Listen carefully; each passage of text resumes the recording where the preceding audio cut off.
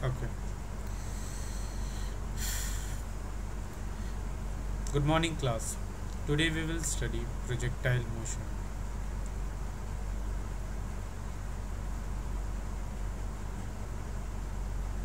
What is projectile motion? So we will start with an example.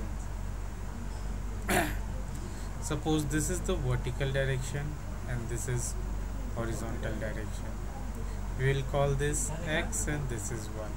And there's standing a football player, right? With a football. And he kicks the ball. So how the ball will move? Something like this. In a curve. So this type of motion is called projectile motion.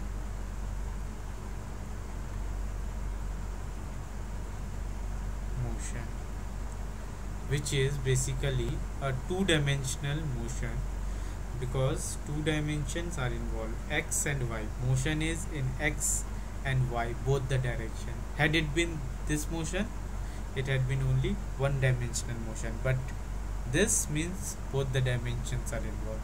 So a two-dimensional motion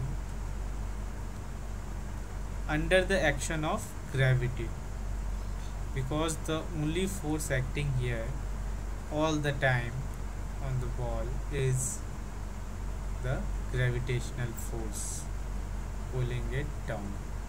So 2D motion under gravity is called projectile motion.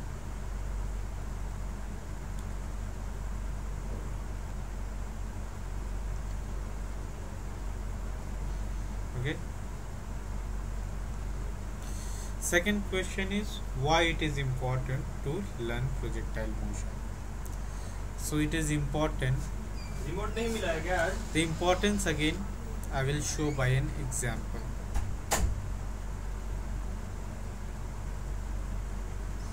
Again, let's say this is y-axis and this is x-axis, and here is the military camp. Okay, this is a military camp and here is a target, which is a terrorist camp, and we want to fire a missile that hits exactly the target. Now the question is, how can we ensure that the missile hits the target? Suppose we know this distance r, the range of the missile we know, but how can we ensure that the missile hits exactly the target? We cannot fire it horizontally, because under the action of gravity it will move something like this. So we have to fire it at some angle from the horizontal, let's say theta.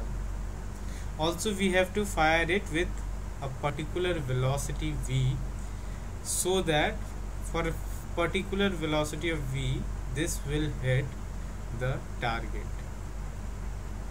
So if we know the value of theta and v, then we can fire it exactly on the target, and this is what we get from projectile motion. We get to know the velocity and angle and range and the relation among them. Okay, so this is the beauty of projectile motion, right? So here r is called, which is the maximum distance covered, is called range of projectile motion. Theta is called, r is range, theta is basically angle of projection or projectile. Okay, v is the velocity, initial velocity. We generally denote it by u, not v, initial velocity.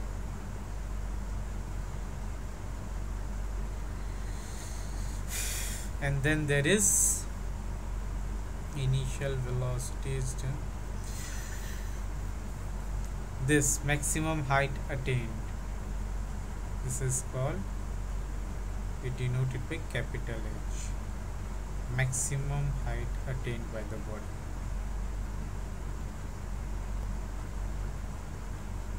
Height attained by the body. Okay. So next I will show you that how the range depends upon velocity and angle of projection with some animations, right?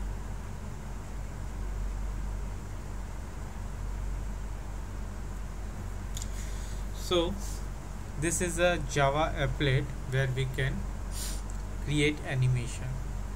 Here we can set parameters. So let the initial velocity is 50, that is okay. Angle is suppose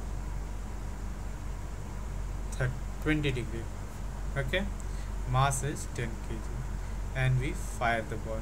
It will be fired from the origin. So we fire the ball. So how far it moved? Something around 160 meter, right? We keep the velocity same and increase the angle to 30 degree, and the mass also same. So again fire the ball. So how far it moved? Around 225 meter. Again we increase the angle to 45 and we fire. So now it's more than 250. So what we see is as we change the angle from 20 to 30 to 45, the range is keep on increasing. Again if we increase it from 45 to let's say 60 degree and fire, the range is decreased, but the maximum height attained is still keep on increasing. So again if we increase this to 75 degree and let's see what happens, the maximum height attained again increased, but the range is decreasing. So we will see, we will find out through equations or calculation that the range is maximum when the angle of the projectile is 45 degree. When theta is 45 degree, range will be maximum. That we will just calculate. Maximum. Okay. So now let us do some calculations. Let us try to solve the projectile motion. So to calculate the projectile motion, we will have to take some initial inputs. So in this case, let's say the known values are, this will be the range. The known values are the initial angle of projectile and the initial velocity u.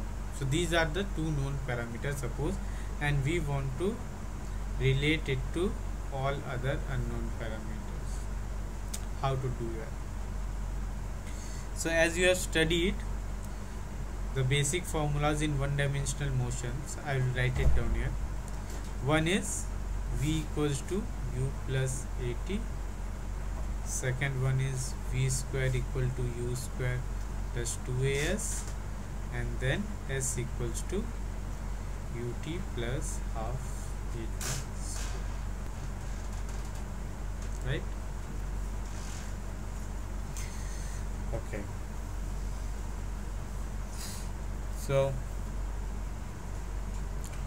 now what we will do is, we will consider only, we will break the motion in two parts. One part is vertical motion, another is horizontal motion. So we will break the motion in two parts, vertical and horizontal. If we look to the vertical motion, okay, so initial velocity was how much? U sine theta, right? Acceleration acting is minus g. we are taking upward direction as positive, so that's why this is positive, this is negative. And what is the displacement? S is 0, right? So we can apply this formula. 0 equals to u sine theta into t minus half g t square. So we can get the time of the projectile motion. T will be 2u sine theta by g, period of projectile motion. So till this time it will be in air. We can also attain maximum height. How? Because the motion is what? Symmetrical with respect to this line. So the time it take to move from this point to this point will be t by 2 if the total time is t. So that means time to reach the maximum height is t by 2. So we can write h equals to u sine theta into t by 2 minus half g t by 2 square. So with this we can calculate. Let me just write it down here. It will be u sine theta into time, that is 2u sine theta by g minus half into 4u square sine square theta by g square, and g is here also. So that means you will get, this will become u square, so 2u square sine square theta by g minus 2u square sine square theta by g. How come you are getting this? Oh sorry, t by 2 is there, so that means it will become u only. Sorry for the mistake. Where is eraser? Eraser will not help. Okay.